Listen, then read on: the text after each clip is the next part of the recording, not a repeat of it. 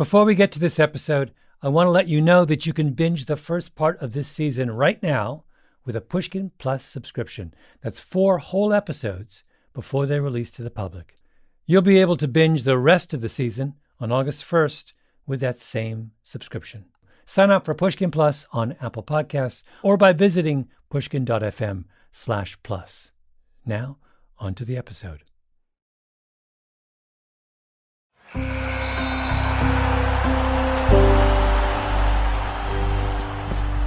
Pushkin.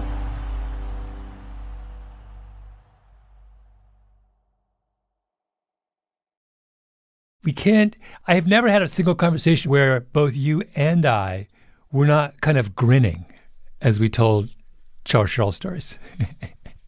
Well, I think there's something kind of lovely about his unself-consciousness. I mean, he's a rare breed in this day and age, the like completely unself-conscious man who never for a second doubts his abilities, even though there's so much evidence for why he should be doubting his abilities. I'm talking to Ben Nadaf Hafrey, my partner in our series on the 1936 Olympics, the most consequential Olympic Games in history. And he's also just a really excellent partner in the goal of mocking him, because he really preserves all of the evidence of his follies. And he reads like a great character out of literature.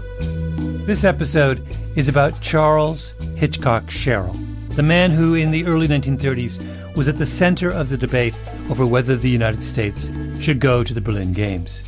In fact, if you ask why the Olympic Games are the Olympic Games, how it flourished and endured over the course of the most tumultuous century in history, there are really only 2 people who matter.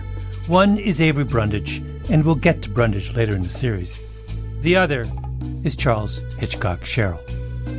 Sherrill is a forgotten figure today. Traces of him persist only in little scraps here and there. But in his day, when Sherrill gave an after-dinner speech somewhere, it made the Times. When Sherrill complained about his neighbor's dog, it made the Times. When he died, the New York Times wrote no fewer than 5 stories. 5. He was everywhere. He knew everyone.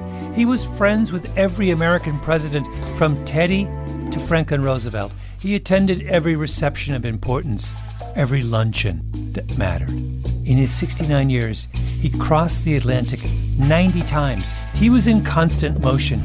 He was Zelig. He's Forrest Gump. He's Forrest Gump. You know who he is. Hold on. Oh, no, wait. He's Polonius. I have to get this right. Here we are. Okay. So this is from Love Song of J. Alfred Prufrock, maybe T.S. Eliot's most famous poem. And Prufrock is a kind of self-aware version of Charles Sherrill. Oh, yes, here we are. Okay. No, I am not Prince Hamlet, nor was meant to be. Am an attendant lord. One that will do to swell a progress, start a scene or two, advise the prince. No doubt an easy tool, deferential, glad to be of use, politic, cautious, and meticulous, full of high sentence, but a bit obtuse, at times, indeed, almost ridiculous, almost, at times, the fool. That's him! It's that perfect. Is him. And it also, wait, can I do another literary P? Yeah. He's also Pangloss. You know, Candide's sort of utopian philosopher who's like completely fatuous. The Pangloss quote is, "It is demonstrable that things cannot be otherwise than as they are, for all being created for an end, all is necessarily for the best end." And that's also Sherrill's kind of, that's his philosophy of inconsequence. Why really bother? Because everything's so great and it's just how it ought to be. Zelig, Forrest Gump, Polonius, Pangloss. Oh, and one more.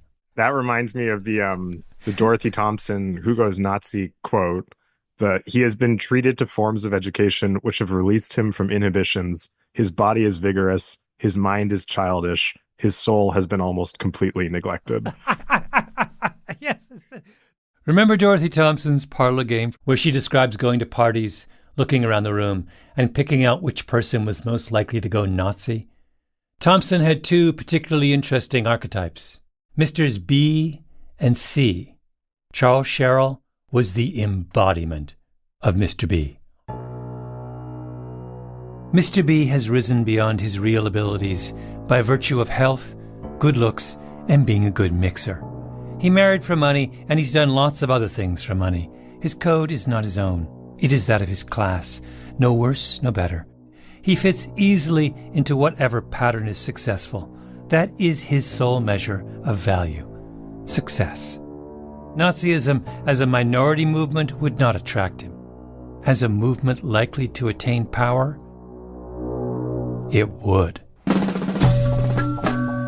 My name is Malcolm Gladwell. You're listening to Revisionist History, my podcast about things overlooked and misunderstood.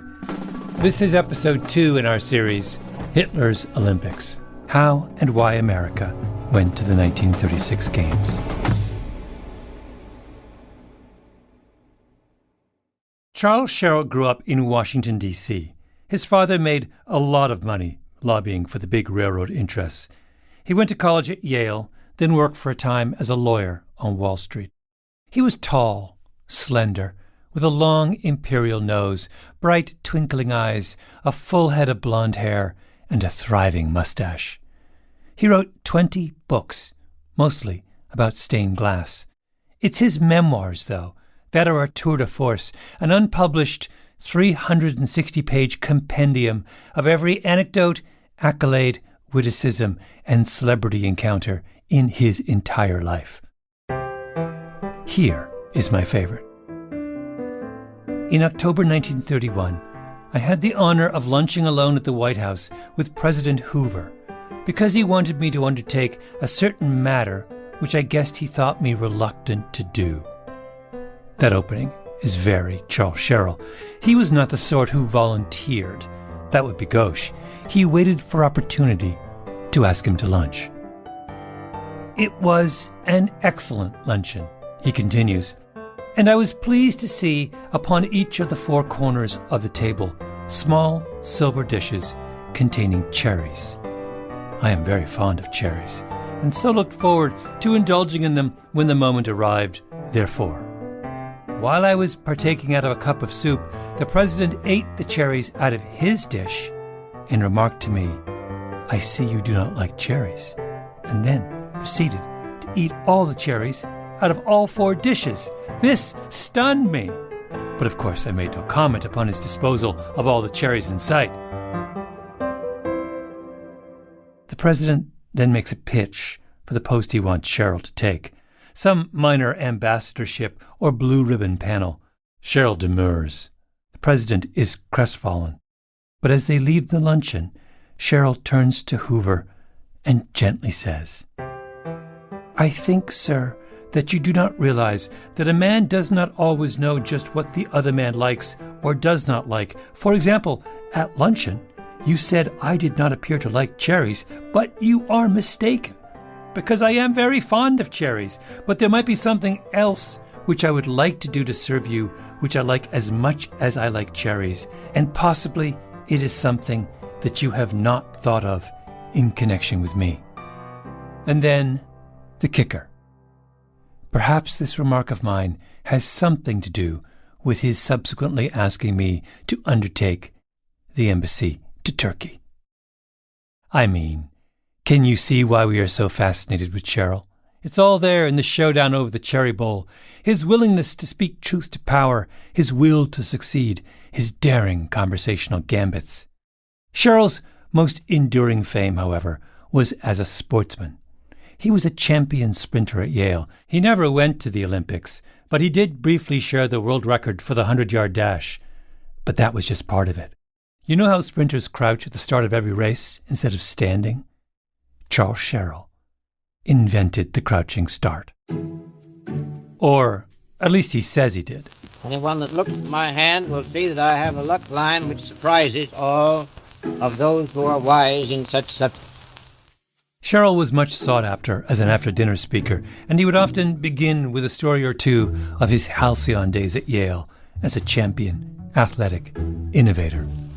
Which brings me to the athletic thought that although I should claim credit for the invention of the crouching start, The real fact is that it's due more to luck than brain. I happened upon it, and it turned out to be worth at least a yard, and I got credit for something which my luck really deserved. You know how you have an uncle who stole home in Little League to win the county championship, and he's still telling that story 50 years later? Cheryl was like that with The Crouching Start. He has this glorious life that everyone in the world is basically supporting. Because even he has all these letters from presidents just being, not saying anything important, but being like, Chaz, loved your book on stained glass. Like 3 paragraphs from Teddy Roosevelt telling him how great his book on stained glass is. And I believe that he actually read Charles Sherrill's book on stained glass, but for what reason other than to make Sherrill feel good about himself, which is just the mission of even the most powerful man in the world. Do you know about the Teddy Roosevelt? There's a great Teddy Roosevelt moment in, he goes to see Roosevelt. This is from his diaries. And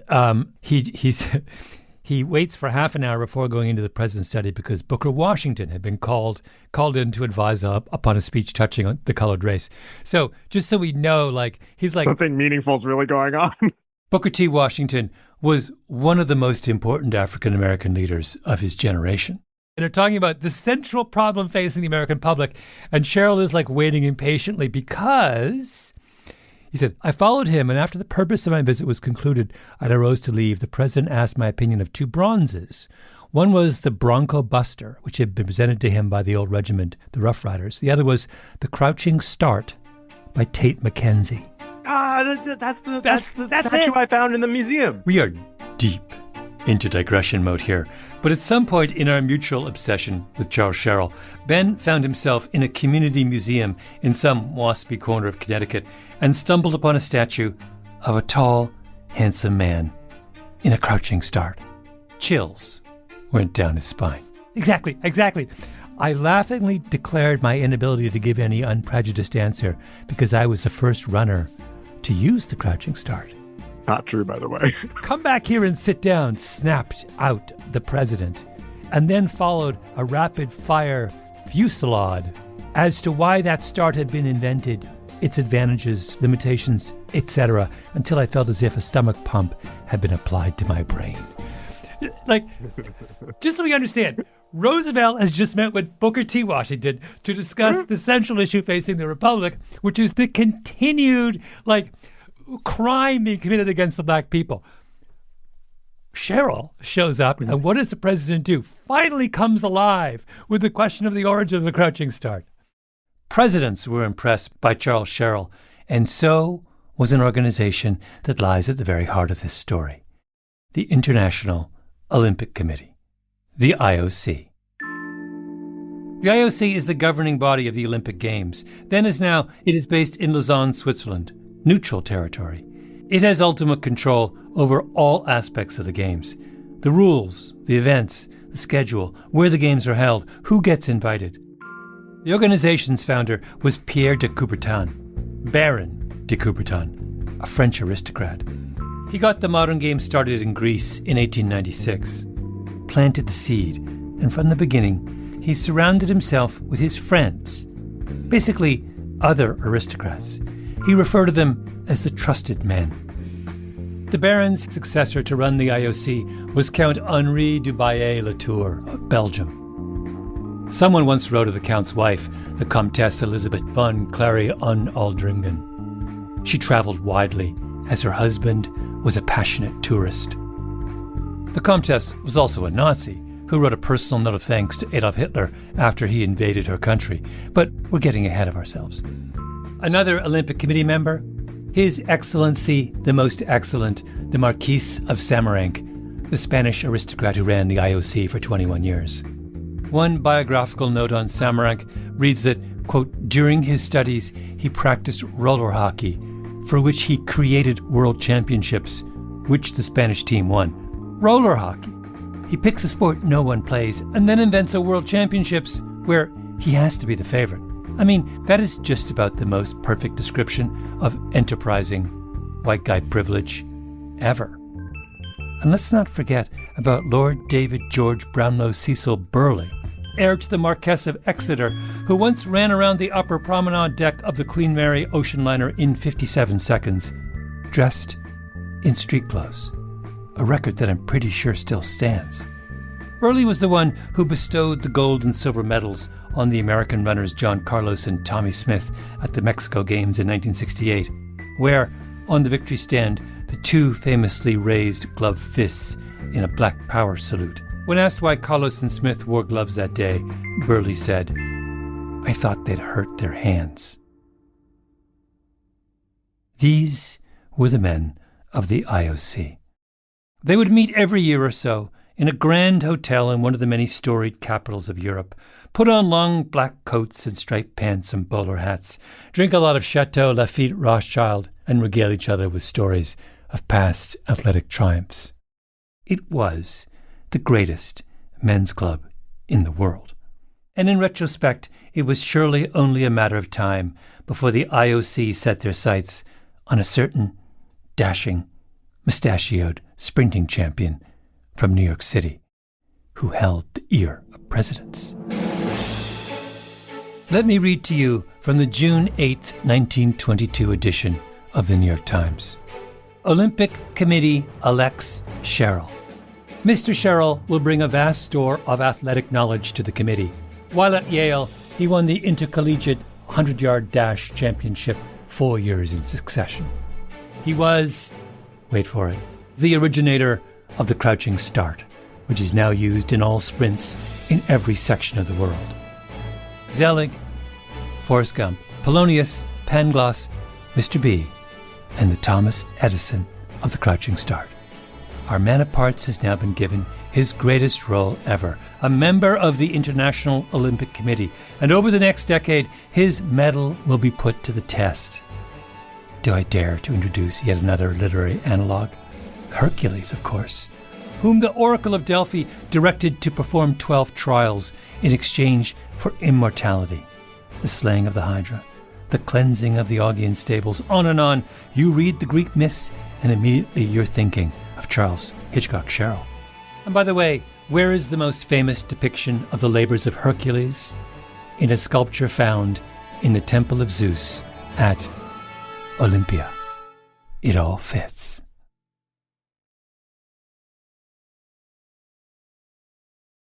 Adolf Hitler's rise to the leadership of Germany was swift. In 1923, in his mid-30s, he makes an incredibly clumsy coup attempt in Munich and gets arrested. Spends 9 months in prison, where he writes Mein Kampf, his vision for a new Aryan Germany, cleansed of Jews and outsiders. And as soon as he gets out, his star ascends. By the time our famous American journalist Dorothy Thompson interviews Hitler at the Kaiserhof Hotel in 1931, the Nazis are the second biggest party in the German parliament and gaining ground. And Thompson is trying to figure out whether Hitler can actually get elected chancellor, especially since he makes it clear that he doesn't actually believe in democracy. Thompson wrote, "People were to awaken, and Hitler's movement was going to vote dictatorship in.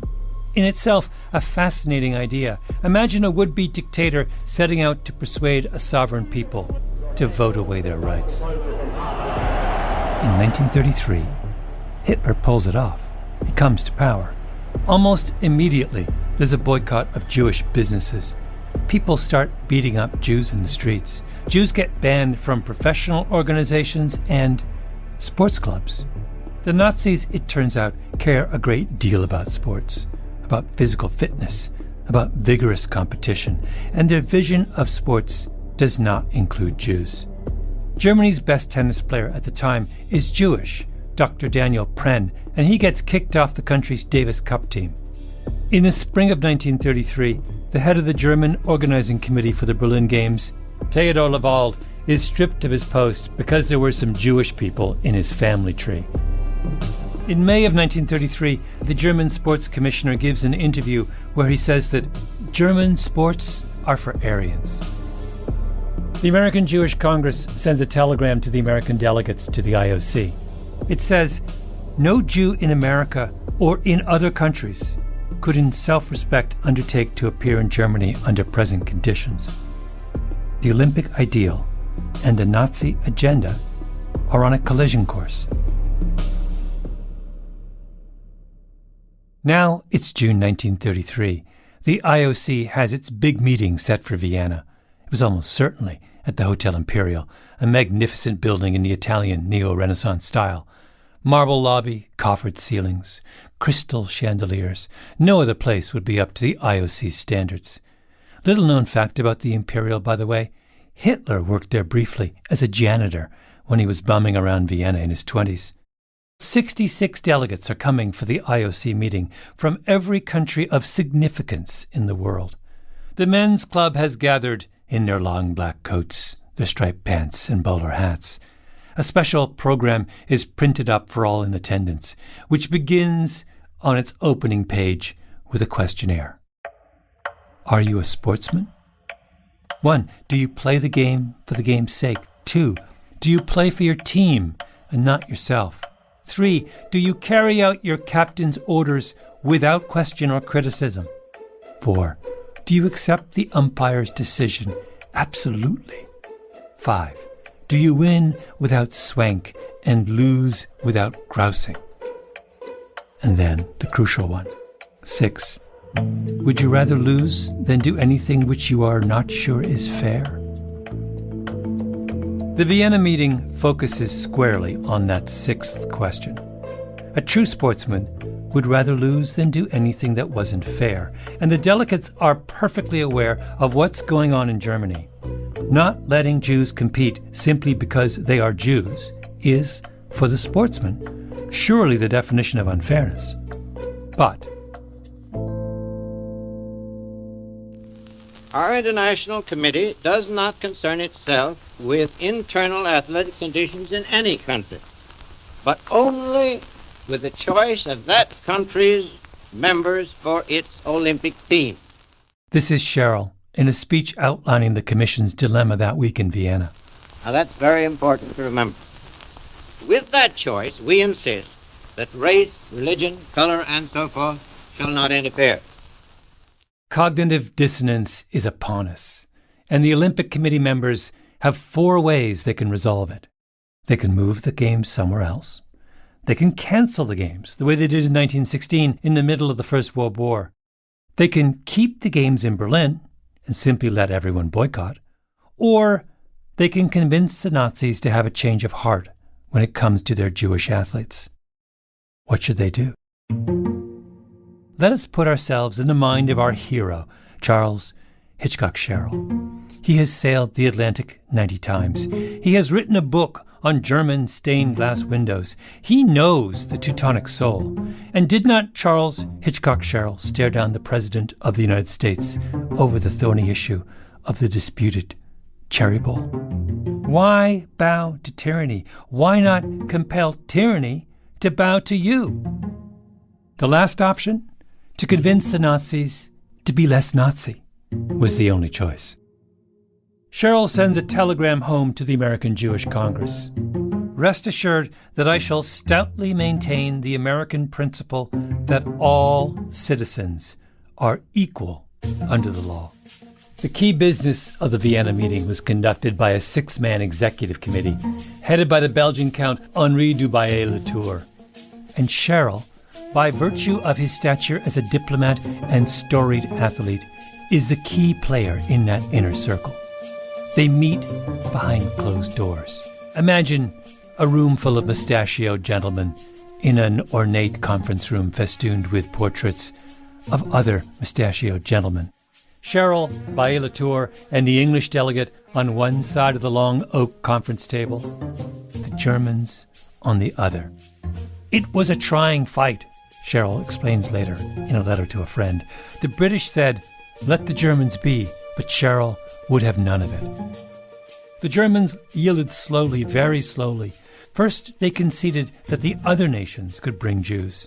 Then I went at them hard, insisting that as they had expressly excluded Jews, now they must expressly declare that Jews would not even be excluded from German teams. He would tell this story often in the intervening years.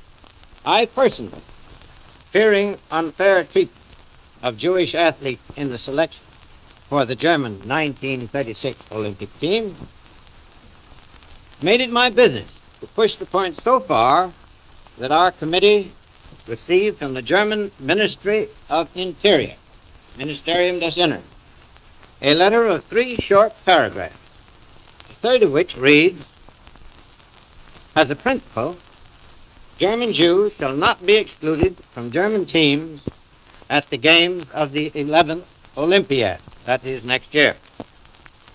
I had the honor of drafting that third paragraph. Perhaps you will agree that I felt everyone at home and abroad thought that I was thus doing my best for the Jews. In Vienna, there are reporters gathered at the hotel, waiting for news to break. Cheryl emerges, triumphant. The games will go on. A cheer goes up around the world. The New York Times, Cheryl's newspaper of record, calls him a hero. The straightforward character of the promise obtained from the German government came as all the greater surprise, and the opinion was expressed that a real blow had been struck in the cause of racial freedom, at least in the realm of sports. Charles Cheryl confronts the contradiction of the Berlin Games, the cognitive dissonance of a pure competition in an impure place, and he resolves it. How? Not like Dorothy Thompson. She said, you resolve it by not going. He says, no, you resolve it by making the impure place pure, by staring down his German counterparts across the negotiating table and through sheer force of personality and intelligence and courage and good old-fashioned New York City moxie, bending them to our will. The Vienna Declaration was Charles Hitchcock Cheryl's finest hour. The controversy over the games faded. The Olympics were saved. Problem solved, right? Oh no. Problem is just beginning.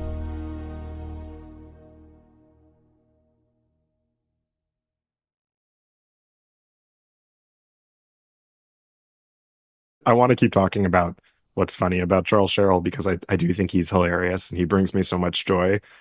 I think he also raises a number of very complicated moral questions. Yeah. And I found myself at the end of the second day that I went into the archives, his scrapbooks are at the New York Historical Society.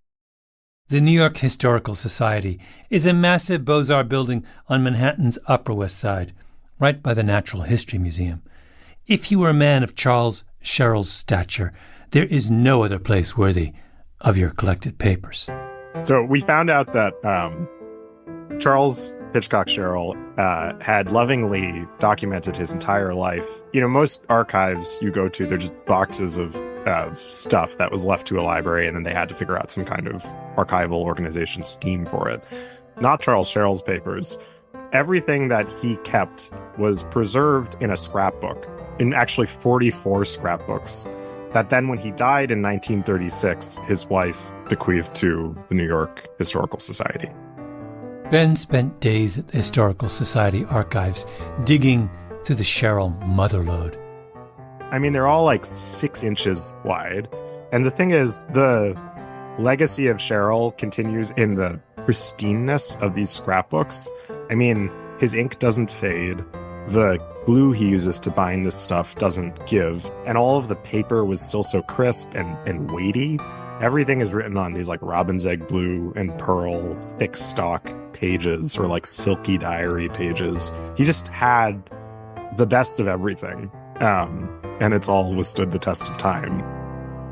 Was the wife, in donating these materials, let's accept for a moment the premise that the wife may not have been, the relationship may not have been, shall we say, conventional. Do you think she knows what she's doing? Oh, the wife. We haven't talked about her yet. She was the heir to the Berkshire Cotton Manufacturing Company, which would later merge with Hathaway to create, you guessed it, Berkshire Hathaway, which her family would turn around and sell to a young Warren Buffett. Yet another way in which the world turns around Charles Hitchcock Sherrill. Anyhow, Mrs. Charles Hitchcock Sherrill takes the complete set of her husband's papers, has them preserved in perpetuity, and apparently never checks to see what's in them. Or maybe she does, and she's fine with it.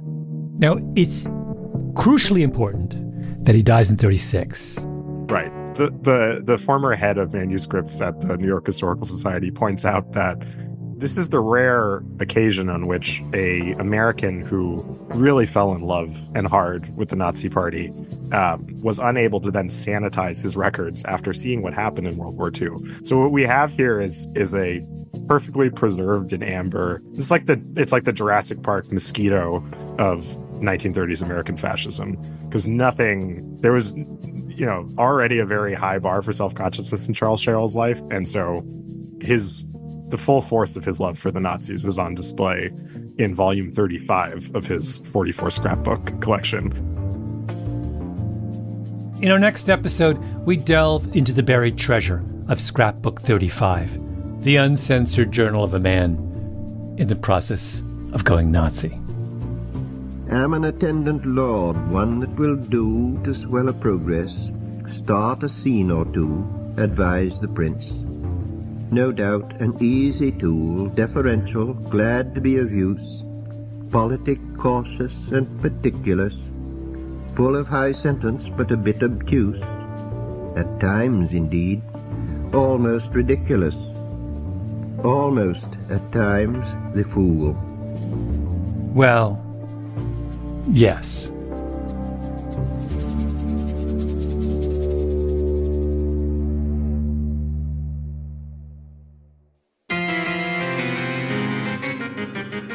Revisionist History is produced by Ben Nadaf Haffrey, Tolly Emlin, and Nina Bird Lawrence. Our editor is Sarah Nix, fact-checking by Arthur Gompertz and Jael Goldfein. Original scoring by Luis Guerra, mastering by Flawn Williams, Sarah Bruguera, and Jake Gorski. Engineering by Nina Bird Lawrence. Our executive producer is Jacob Smith. Special thanks to Karen Shakurji. I'm Malcolm Gladwell.